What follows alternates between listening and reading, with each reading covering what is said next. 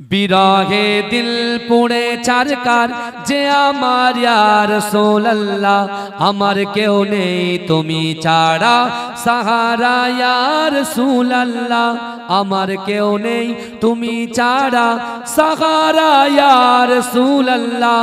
বিরহে দিল পুড়ে চারকার যে আমার ইয়া রাসূলুল্লাহ, আমার কেউ নেই তুমি ছাড়া সাহারা ইয়া রাসূলুল্লাহ। কত জনে দেখে তোমায় কলিজা শীতল হয়ে যায়, কত জনে দেখে তোমায় কলিজা শীতল হয়ে যায়।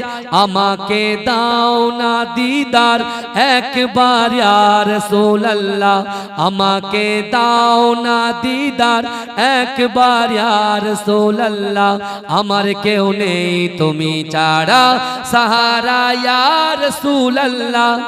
জোরে বলবেন না? এ জোরে হবে না সুবহানাল্লাহ? নারে তাকবীর। গলার আওয়াজটা স্লো হলে হবে কি করে, একটু জোরে দেন নারে তাকবীর। শুধু একবার দেখিতে চাই জীবনে আর যে চাওয়া নাই, শুধু একবার দেখিতে চাই জীবনে আর যে চাওয়া নাই। তুমি এই অসহারি সয় ইয়া রাসূলুল্লাহ, আমার কেউ নেই তুমি ছাড়া সাহারা ইয়া রাসূলুল্লাহ। আল্লাহুম্মা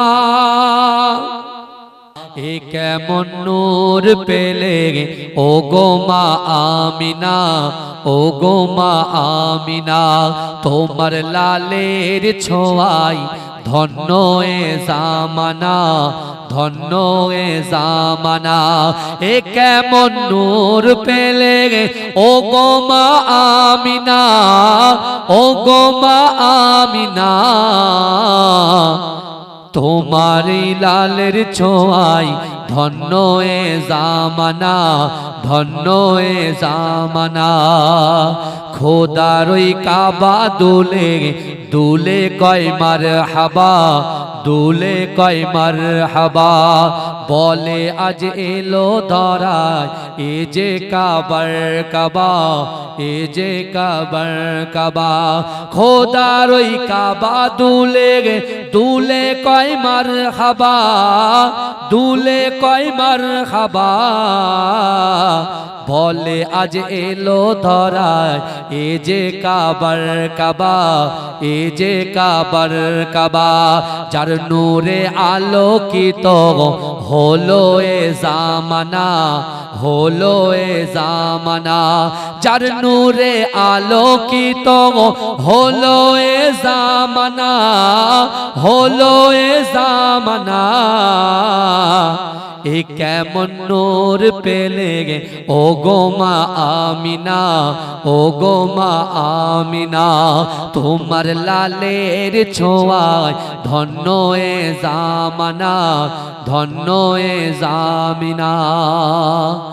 আসিলে হয়ে দাঁড়াই রহমতাল্লিল আলামিন, রহমতাল্লিল আলামিন। গুনাহগার পাপী তাপির পরকালের জমিন, আসিলে দাঁড়াই জমিন রহমতাল্লিল আলামিন। গুনাহগার পাপী তাপির পরকালের জমিন, পরকালের জমিন। এ কেমন নূর পেলে ও গো মা আমিনা, ও গো মা আমিনা, তোমার লালের ছোঁয়ায় ধন্য এ জামানা, ধন্য এ জামানা। এ কেমন নূর পেলে ও গো মা আমিনা, ও গো মা আমিনা, তোমার লালের ছোঁয়ায় ধন্য এ জামানা, ধন্য এ জামানা। আল্লাহুম্মা সাল্লি আলা মোহাব্বতে জোরে জোরে।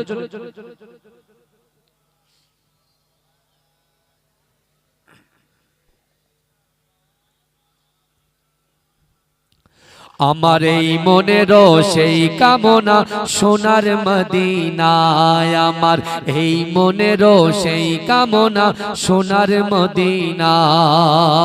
মনের মাঝে আছো তুমি, মনের মাঝে আছো তুমি, কেন দেখি না আমার এই মনেরও সেই কামনা সোনার মদিনা। আল্লাহুম্মা সাল্লি আলা।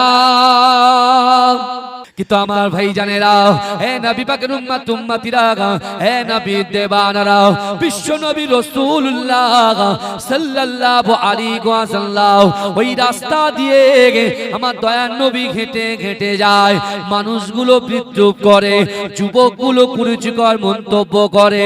বিশ্ব নবী রাসূলুল্লাহ বেলালকে চেনেন না, বেলাল হুজুর রাসূলুল্লাহকে চেনেন না। ও যুবকেরা, বিশ্ব নবী রাসূলুল্লাহ সাল্লাল্লাহু আলাইহি ওয়াসাল্লাম টুক টুক টুক টুক করে বেলাল হুজুরের সামনে যখন হাজির হয়ে যায়, বেলাল বলছে না না না, এরকম মহামানব আমার জিন্দেগি জীবনে মক্কা জমিনে আমি একটা বারের জন্য দেখি নাই। না না না, এক ঝলকে দেখে তার প্রতি মোহাব্বত বেড়ে গেল। জোরে বলেন না সুবহানাল্লাহ, জোরে বলেন না সুবহানাল্লাহ। বেলাল বলছে এক ঝলকে আমি ফিদা হয়ে গেছি, প্রথমেই ফিদা হয়ে গেছি, কিন্তু আমি ভাবছি নিশ্চয়ই এই ব্যক্তিটাই আমাকে সাহায্য করতে পারে। যদি বলেন, এজরে বলবেন না আমার ভাই জানেরা, হে নবী পাকের উম্মত উম্মতিরা, হে নবী দেবানারা, বিশ্ব নবী রাসূলুল্লাহ সাল্লাল্লাহু আলাইহি ওয়াসাল্লাম ওই সময়তে বেলাল হুজুরের দিকে গিয়ে গিয়ে আল্লাহ রাসূল জিজ্ঞাসা করলো, কি ব্যাপার, তুমি এমন করে দাঁড়িয়ে আছো কেন? ও যুবকেরা, ও নবী পাকের উম্মত উম্মতিরা, বেলাল হুজুর কাঁদতে কাঁদতে বলছে না না না, আমি উমাইয়া ইবনে খালফের দাস, উমাইয়া ইবনে খালফের গোলাম। না না না, আমি একটা কাজ করতে পারি নাই বলে আমার মনিব ঘর থেকে পার করে দিয়েছে। আজ 3 দিন ধরে ঘরের ভিতরে প্রবেশ করতে দেয় না। আজ 3 দিন ধরে কোনো খাবার নাই, কোনো পানি নাই, আমি ক্ষুধার্ত অবস্থায় আছি। আমাকে মক্কার যুবকেরা আমাকে তাচ্ছিল্য করে, মক্কার যুবকেরা আমাকে নিয়ে বিদ্রুপ করে, মক্কা যুবকেরা আমাকে নিয়ে হাসি ঠাট্টা করে। না না না না না না, আমার 3 দিন ধরে খাওয়া হয় না। এ যুবকেরা, আল্লাহর রাসূল দয়ার নবী, সোনার নবী, যাকে আল্লাহ পাক ওমা আরসালনাকা ইল্লা রাহমাতাল লিল আলামিন করে পাঠিয়েছে। ও যুবকেরা, সেই বিশ্ব নবী রাসূলুল্লাহ মনে মনে চিন্তা করে, না না না, এর কথা পরে শুনবো। আজ 3 দিন ধরে খাওয়া হয় না, এমন করে হয়তো ইন্তেকাল হয়ে যেতে পারে, শরীর অসুস্থ হয়ে যেতে পারে। আগে তার জন্য আমার খাবার ব্যবস্থা করতে হবে, তার পথে কথা হবে। না না না, আল্লাহ রাসূল বেলালের সঙ্গে কোনো কথা না বলে আমার দয়ার নবী নিজের বাড়ির দিকে এগিয়ে যেতে লাগলেন। এ যুবকেরা, পিছন থেকে বেলাল হুজুর বলছে, আমি আপনাকে নিয়ে কত স্বপ্ন দেখেছিলাম, আমি আপনাকে দেখে ভেবেছিলাম আপনি আমাকে সাহায্য করবেন, আপনি আমার মনের কথা, দুঃখের কথা, কষ্টের কথা আপনি আমার থেকে শ্রবণ করে আমার পাশে আপনি দাঁড়াবেন। কিন্তু না না না, মক্কার যুবকদের মতো আপনিও আমাকে ছেড়ে দূরে সরে যান। এ যুবকেরা, আল্লাহ রাসূল ছুটে ছুটে ছুটে ছুটে আমার দয়ার নবী যখন ঘর মুবারকের ভিতরে ঢুকলেন, আম্মা জান আয়েশা সিদ্দিকা রাদিয়াল্লাহু তাআলা আনহা আমার রাসূলুল্লাহর দিকে তাকিয়ে বলে, ইয়া রাসূলুল্লাহ, হাবিবাল্লাহ, কিছুক্ষণ আগে আপনার একজন মুহাব্বতের মানুষ সে 1 গ্লাস দুধ আর কিছু খাজুর আমার কাছে আপনার জন্য হাদিয়া দিয়েছে।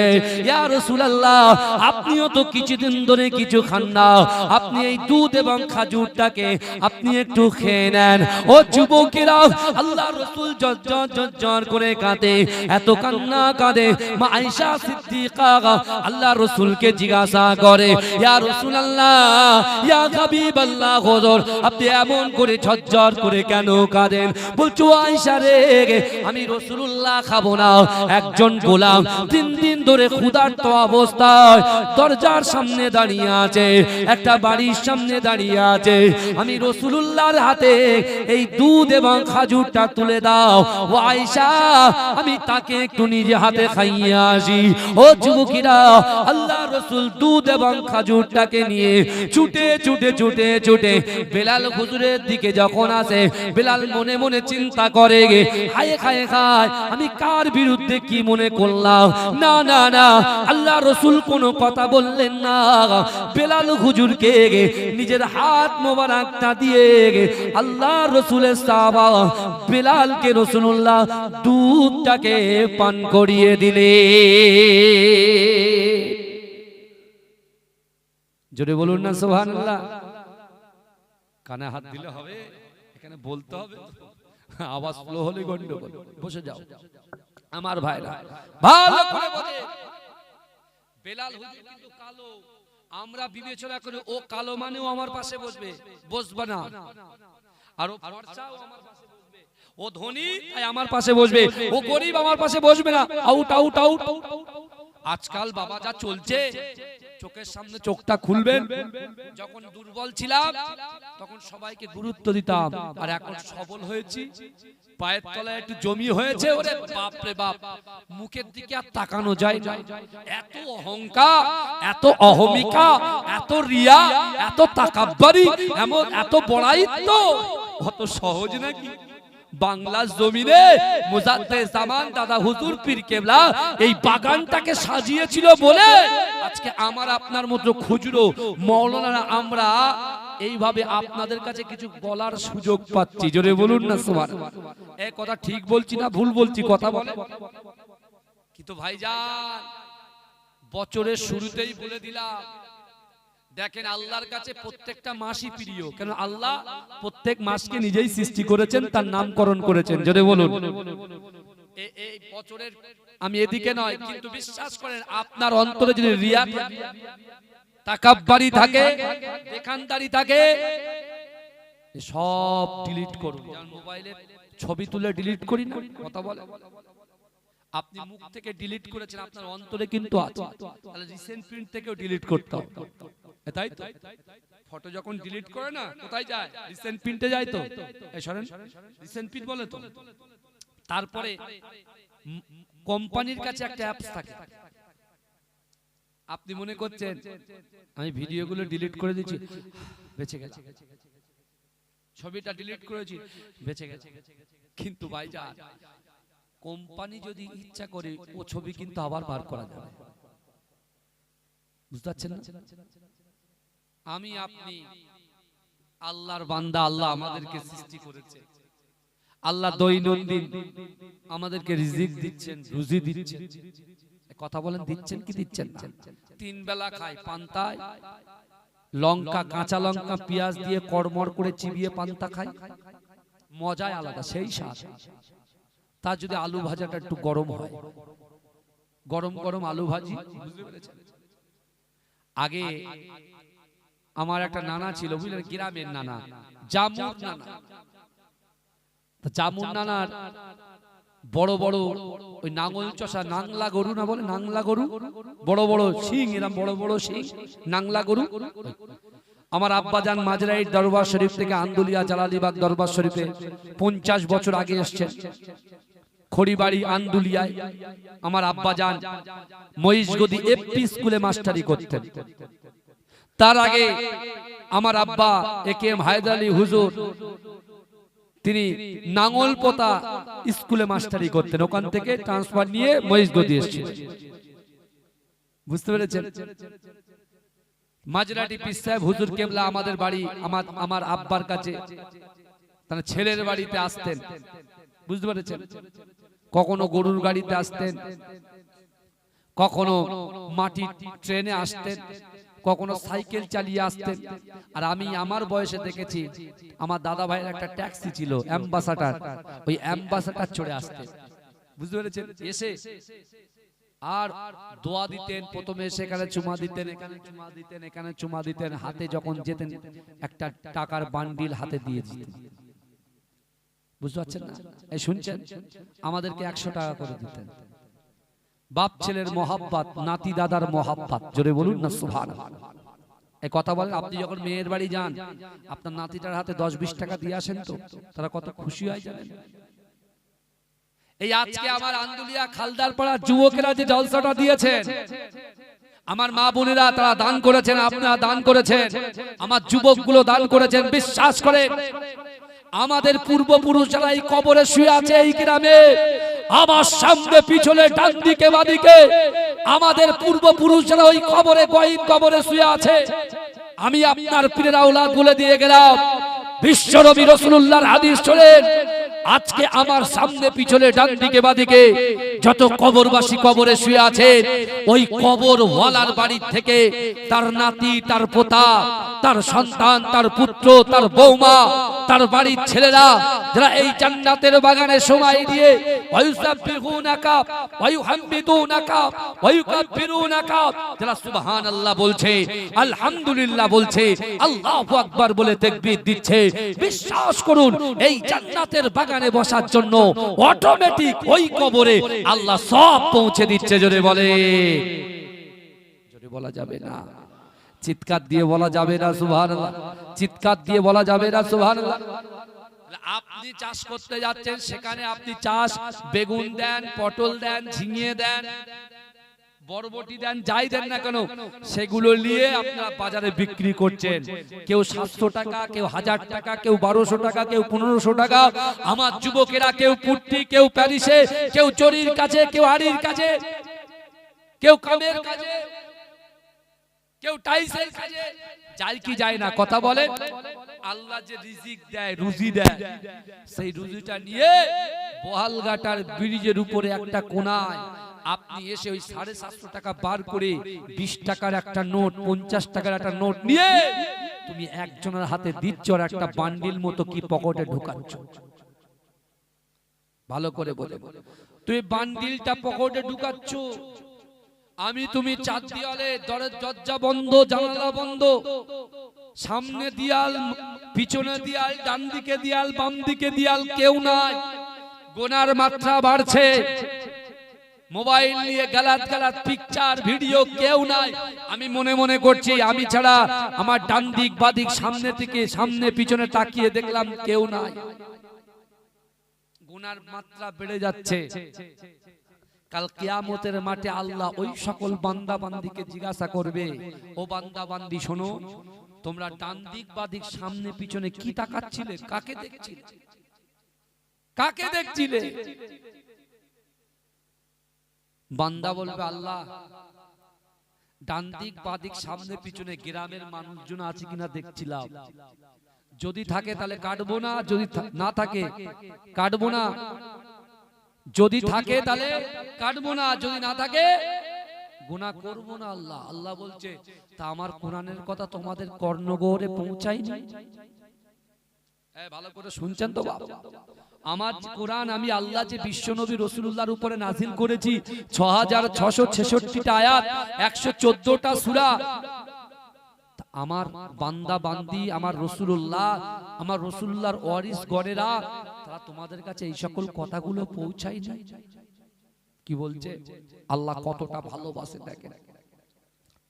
আমার ভাই জানেরা, হে নবী পাকের উম্মত উম্মতিরা, হে নবী দেবানারা, ধরেন আপনার বাড়িতে একটা 1.5 বছরের বাচ্চা আছে, সবে মাত্র হামাগুড়ি দিতে শিখেছে। ও মায়েরা বোনেরা, একটু ভালো করে বোঝার চেষ্টা করেন। আপনার বাড়ির উঠানের সামনে বিশাল বড় একটা পুকুর আছে, না না না, আপনার বাচ্চাটা যখন হামাগুড়ি দেয়, আপনি বাপ হিসাবে, আপনি মা হিসাবে, বাপ হিসাবে, বোন হিসাবে আপনি ওই বাচ্চাটার দিকে তাকিয়ে আছেন। কেন তাকিয়ে আছেন? না না না, ওই বাচ্চাটা যদি এমন করে খামাগুড়ি দিতে দিতে ওই পুকুরের পাড়ে চলে যায়, তার জীবন হানি হতে পারে, তার ইন্তেকাল হয়ে যেতে পারে। না না না, আপনি তো আপনার সোনা মানিককে ভালোবাসেন, আপনি তো আপনার ভাই বোনকে ভালোবাসেন। না না না, আপনার সোনা মানিকের ক্ষতি হবে বলে আপনি তার দিকে তাকিয়ে আছেন, কোন কাজে আপনি যান না, আপনি তার দিকে স্থির মন নিয়ে তাকিয়ে আছেন। ও যুবকেরা, ও নবী পাকের উম্মত উম্মতিরা, আল্লাহর কোরআন বলছে বান্দা বিসমিল্লাহির রহমানির রহিম ফাআইনামা তুআল্লু ফাসাম্মা ওয়াজহুল্লাহ। আমার আল্লাহ বলে, ও বান্দা, আমি আল্লাহ তোমাদেরকে এত ভালোবাসি, মোহাব্বত করি। না না না, তোমরা যখন ডান দিকে তাকাও, ওই ডান দিকে আমি আল্লাহ আছি। তোমরা যখন বাম দিকে তাকাও, ওই বাম দিকে আমি আল্লাহ আছি। তোমরা যখন সামনে তাকাও, সামনেও আমি আল্লাহ আছি।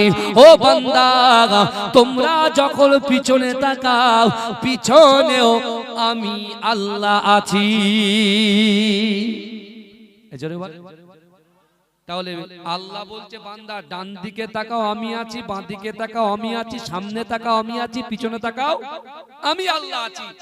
তাহলে তুমি ডান দিক বাঁ দিক কি দেখছিলে? এই কথা বলে আপনি মনে করছেন বাড়ির গার্জিয়ান দেখছে না, স্ত্রী মনে করছে স্বামী দেখছে না, স্বামী মনে করছে স্ত্রী দেখছে না, ছেলে মনে করছে বাপ দেখছে না, বাপ মনে করছে ছেলে দেখছে না। আমাদের পরওয়ারদিগার যে আল্লাহ সেকেন্ডের মধ্যে একজন ধনীকে গরিব বানিয়ে দিতে পারে, একজন গরিবকে আল্লাহ ধনী বানিয়ে দিতে পারে, একজন ভালো মানুষকে প্যারালাইসিস করে দিতে পারে, চোখটাকে অন্ধ করে দিতে পারে, যৌবনটাকে ছিনিয়ে নিতে পারে কি পারে না? কথা বলেন। তারপরেও আল্লাহ বান্দার দিকে তাকিয়ে আছে, কারণ কি বলেন তো? কারণ শুরু ইসলামে কাবা শরীফ কাফেররাও তওয়াফ করত। এই শুনছেন? কাফেররা তওয়াফ করত কিভাবে জানেন? পুরো উলঙ্গ হয়ে তওয়াফ করত। উলঙ্গ হয়ে কেন তওয়াফ করত? না তারা যা গুনাহ করে, রাজামি করে, মানুষকে অত্যাচার করে, ওই কাপড়ে গুনাহ লেগে আছে, তাই কাপড়টাকে ঝেড়ে খুলে সলিড শরীর নিয়ে কাবা শরীফ তওয়াফ করে। এই শুনছেন? কাবা শরীফ তওয়াফ করার পরে তারা আল্লাহর কাছে বলে, আল্লাহ আপনি মাফ করে দেন, আল্লাহ আমরা ভুল করেছি, আপনি মাফ করে দেন। আল্লাহ জিবরাইলকে বলতে, জিবরাইল এই যে পুরো উলঙ্গ অবস্থায় কাবা শরীফটা তওয়াফ করার পরে যে এরা মাপটা ক্ষমাটা চায়, আমি আল্লাহ তার জন্য ওদেরকে বাঁচিয়ে রেখেছি, নাহলে ওদেরকে কবে ধ্বংস করে দিতাম। জোরে বলেন, জোরে বলবেন না? চিন্তা করে, চিন্তা করে বিশ্বনবী রাসূলুল্লাহ সাল্লাল্লাহু আলাইহি ওয়াসাল্লাম নিজের হাতে বেলাল হুজুরকে ওই 3 দিনের ক্ষুধাটা নিবারণ করে দিলেন। জোরে বলুন না সুবহানাল্লাহ। আল্লাহ রাসূল বলছে, বেলাল চলো, তোমার বাকি যে কাজগুলো, যে কর্মক্রিয়াগুলো বাকি আছে, সেগুলো আমি রাসূলুল্লাহ নিজে হাতে করে দেব। জোরে বলে, জোরে বলবেন। আল্লাহ রাসূল বেলালকে ঘরের মধ্যে নিয়ে গেলেন। আমি শর্ট করছি। বেলালকে ঘরের মধ্যে নিয়ে গেলেন। ঘরের মধ্যে নিয়ে যাওয়ার পরে আল্লাহ রাসূল বলছে, বেলাল নিজের চাদর মোবারকটা বিছিয়ে দিলেন। জোরে বলুন না সুবহানাল্লাহ। চাদর মোবারকটা বিছিয়ে দিয়ে বেলালকে বলছে, বেলাল তুমি এবারে রেস্ট করো, বাদ বাকি আমার উপরে ছেড়ে দাও, আমি সব ম্যানেজ করে দেব। বেলাল হুজুর ইতস্তত বোধ করছেন, লজ্জা বোধ করছেন। আমার রাসূল সাল্লাল্লাহু আলাইহি ওয়াসাল্লাম পরিচয় কিন্তু তখনও তিনি দেননি। এই শুনছেন? রাসূলুল্লাহ বেলালের নাম শুনে নিয়েছেন, রাসূল কিন্তু পরিচয় দেননি তখনও পর্যন্ত। বেলাল হুজুর চিন্তা করছেন, যে ব্যক্তিকে আমি ভাবলাম যে আমার কথা শুনবে না, সেই ব্যক্তি এসে আমার দুধ পান করালো, খাজুর খাওয়ালো, আবার আমার ঘরে এসে নিজের চাদর মোবারকটা বিছিয়ে দিল আমাকে রেস্ট করার জন্য। চিন্তা করছেন, চোখ দিয়ে পানি পড়ছে। আল্লাহ রাসূল সাল্লাল্লাহু আলাইহি ওয়াসাল্লাম বেলালের রেখে দেওয়া কাজগুলো, বাকি কাজগুলো আমার মুস্তাফা জানে রহমত তিনি যখন কমপ্লিট করছেন, বেলাল হুজুর ঘুমিয়ে গেছেন। যখন শেষ আল্লাহর রাসূল ঘর থেকে বেরোবেন, পিছন থেকে বেলাল হুজুর রাসূলুল্লাহকে হাত ধরেছেন। আমার দয়ার নবী মুস্তাফা শক্ত করে হাত ধরে বলছেন, দাঁড়ান। মক্কার জমিনে আমি ইথিওপিয়া থেকে এসেছি, উমাইয়া ইবনে খালফের কাছে কত অত্যাচার, কত বিদ্রুপ, কত কষ্ট আমি সহ্য করেছি, কেউ আমার পাশে দাঁড়ায়নি, কেউ আমার দিকে একবারও ফিরেও তাকায়নি। কিন্তু আপনি আমাকে নিজে হাতে দুধ পান করালেন, নিজে হাতে খাজুর খাওয়ালেন, নিজের চাদর মোবারক বিছিয়ে দিয়ে আমাকে শোয়ালেন, আবার আমার অসমাপ্ত কাজগুলোকে আপনি সমাপ্ত করলেন, শেষ করলেন। আপনার পরিচয়টা একটু বলুন। ভাইজান, আমি প্রথমে বলেছি নিয়ত করে আসেন। বেলাল হুজুর নিয়ত করেছিল যে সত্য ধর্ম পেয়ে গেলেই অ্যাকসেপ্ট করব, গ্রহণ করব, আর কাউকে ভয় পাবো না, তার হাতে হাত দিয়ে কলেমা পড়ে মুসলমান হব। ছোটে বলে আমার ভাইজানেরা, হে নবী পাকের উম্মত উম্মতিরা, হে নবী দেবানারা, বিশ্ব নবী রাসূলুল্লাহ সাল্লাল্লাহু আলাইহি ওয়াসাল্লামের হাতটা শক্ত করে ধরে আল্লাহর রাসূলের মুহাব্বতে সাহাবা হযরতে বেলাল রাদিয়াল্লাহু তাআলা আনহু শক্ত করে ধরলেন। ইয়া রাসূলুল্লাহ, হাবিবাল্লাহ, না না না, আপনি আপনার পরিচয়টা দিয়ে যান। হে যুবকেরা, হে নবী পাকের উম্মত উম্মতিরা, বিশ্ব নবী রাসূলুল্লাহ সাল্লাল্লাহু আলাইহি ওয়াসাল্লাম বেলালের কান্না দেখে আল্লাহ রাসূল বলছে, না না না, আমি হলাম আব্দুল্লাহর বেটা, মা আমিনার লাল, মরুর দুলাল, মুহাম্মদ মুস্তাফা। এ যুবকেরা, বেলাল হুজুর হাতটা ছেড়ে দিয়ে নিজের বুকটা, নিজের হাতটা রাসূলুল্লাহর পা মোবারকটা জড়িয়ে ধরে বললেন, না না না, আপনি এইভাবে আমাকে ফেলে রেখে চলে যেতে পারেন না। উমাইয়া ইবনে খাল, সে আমাকে কত কষ্ট দেয়, সে আমাকে কুরুচিকর মন্তব্য করে, আমার পিছনে বিরোধিতা করে, আমাকে আঘাত করে, অত্যাচার করে। না না না, আমি আর বেলাল, আমি আর উমাইয়ার গোলামি করতে চাই না, তার দাসত্ব করতে চাই না। না না না, আমি আপনার গোলাম হয়ে গে বাকি জীবনটা অতিবাহিত করতে চাই। এজন্য বলেন, বেলাল রাসূলুল্লাহকে বলছেন, যেই পেয়ে গেছে বলে আমি আর ছাড়ছি না, ছাড়বো না।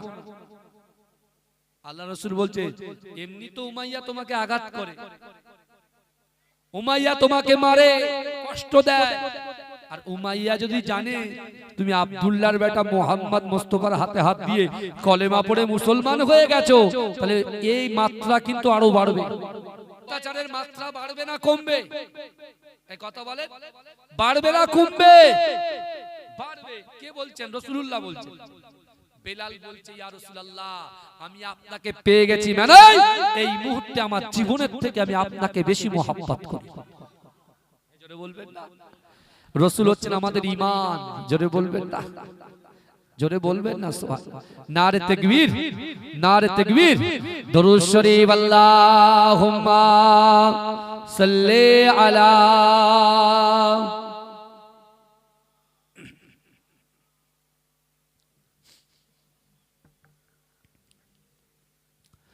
বিরহে দিল পুড়ে চারকার, যে আমার ইয়া রাসূলুল্লাহ, আমার কেউ নেই তুমি ছাড়া সাহারা, ইয়া রাসূলুল্লাহ, আমার কেউ নেই তুমি ছাড়া সাহারা, ইয়া রাসূলুল্লাহ। বিরহে দিল পুড়ে চারকার, যে আমার ইয়া রাসূলুল্লাহ, আমার কেউ নেই তুমি ছাড়া সাহারা, ইয়া রাসূলুল্লাহ। কত জনে দেখে তোমায় কলিজা শীতল হয়ে যায়, কত জনে দেখে তোমায় কলিজা শীতল হয়ে যায়, আমাকে দাও না দিদার একবার ইয়া রাসূলুল্লাহ, আমাকে দাও না দিদার একবার ইয়া রাসূলুল্লাহ, আমার কেউ নেই তুমি ছাড়া সাহারা, ইয়া রাসূলুল্লাহ। জোরে বলবেন না? এ জোরে হবে না? সুবহানাল্লাহ। নারে তাকবীর। গলার আওয়াজটা স্লো হলো হবে কি করে, একটু জোরে দেন। নারে তাকবীর। শুধু একবার দেখিতে চাই, জীবনে আর যে চাওয়া নাই, শুধু একবার দেখিতে চাই, জীবনে আর যে চাওয়া নাই তুমি এই অসহারি সয় ইয়া রাসূলুল্লাহ আমার কেউ নেই তুমি ছাড়া সাহারা ইয়া রাসূলুল্লাহ আল্লাহুম্মা জোরে জোরে জোরে জোরে গলার আওয়াজ নেই কেন বাবা ঠান্ডার সময় পিকআপ বাড়ান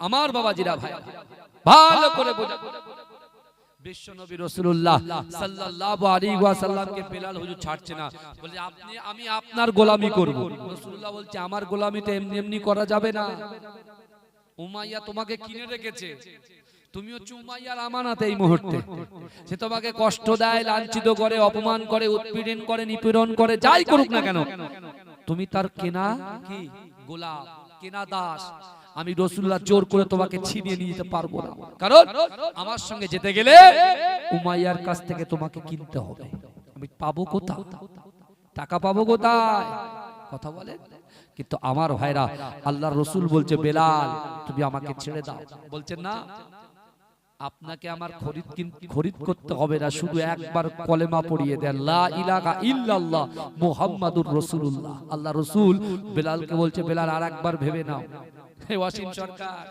তুমি কি বলো জোর করে তরোয়াল দেখিয়ে ইসলামের মধ্যে রাসূল দাখিল করিয়েছে রাসূল বলছে আমাদের নবী বলছে বেলালকে তুমি আরেকবার ভাবো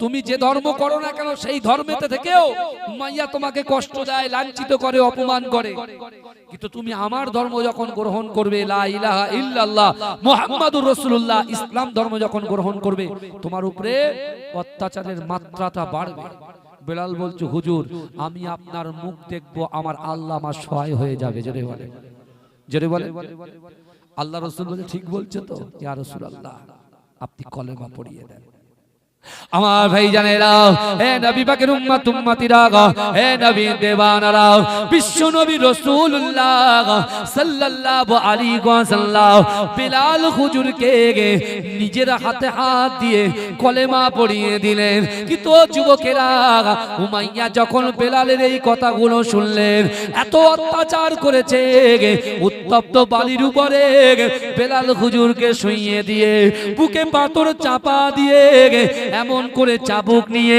জোরে জোরে মারে আর বেলাল হুজুর জোরে জোরে চিৎকার দিয়ে লা ইলাহা ইল্লাল্লাহ মুহাম্মাদুর রাসূলুল্লাহ লা ইলাহা ইল্লাল্লাহ মুহাম্মাদুর রাসূলুল্লাহ জোরে জোরে জোরে জোরে জিকির করে ও যুবকেরা বিশ্ব নবী রাসূলুল্লাহর মুহাব্বতের সাহাবা হযরত আবু বকর হুজুর আল্লাহর রাসূলের কাছে এসে বলে ইয়া রাসূলুল্লাহ হাবিবাল্লাহ না না না উমাইয়ার বাড়ির পাশ দিয়ে আপনার দরবারে আসছিলাম উমাইয়া বেলালকে এত মার মারছে ইয়া রাসূলুল্লাহ হাবিবাল্লাহ উমাইয়া বলছে বেলাল তুই মুহাম্মাদের কলেমা ছেড়ে দে না না না তুই তো আমার গোলাম আমার খাস তুই মুহাম্মাদের কলেমা পড়লি কেন আল্লাহর রাসূলকে যখন এইভাবে বলছে আল্লাহর রাসূল বলছে বাবা আবু বকর যাও যাও যাও বেলালের কাছে চলে যাও বেলালের কানে কানে গিয়ে বলো তোমার নবী মুস্তাফা জানে রহমত বলেছে যখন উমাইয়া ইবনে খাল তোমাকে এত জোরে জোরে অত্যাচার করছে তুমি এত জোরে জোরে জিকির করছো সে সইতে পারছে না হিংসায় জর্জরিত হয়ে যায় আমি রাসূলুল্লাহ তোমাকে জানিয়ে দিলাম আবু বকর আমার বেলাল জানো আস্তে আস্তে জিকির করে আমার বেলাল যদি আস্তে আস্তে জিকির করে তাহলে উমাইয়া হয়তো তাকে আর বেশি আঘাত করবে না ও যুবকেরা আল্লাহর রাসূলের এই কথা শুনে আবু বকর সিদ্দিক রাদিয়াল্লাহু তাআলা আনহু ছুটে ছুটে বেলালের কাছে গিয়ে বলছে ও আল্লাহর রাসূলের সাহাবা বেলাল উমাইয়া তোমাকে এত জোরে জোরে আঘাত করে তুমি জোরে জোরে জিকির করছো বলে আল্লাহর রাসূল বলছে না না না বেলালকে একটু আস্তে আস্তে জিকির করতে বলো ও যুবকেরা বেলাল বলেছিল আল্লাহর রাসূলের সাহাবা আবু বকর না না না উমাইয়া যত জোরে জোরে আঘাত করবে আমি বেলাল তত জোরে জোরে আল্লাহ পাকের জিকির করব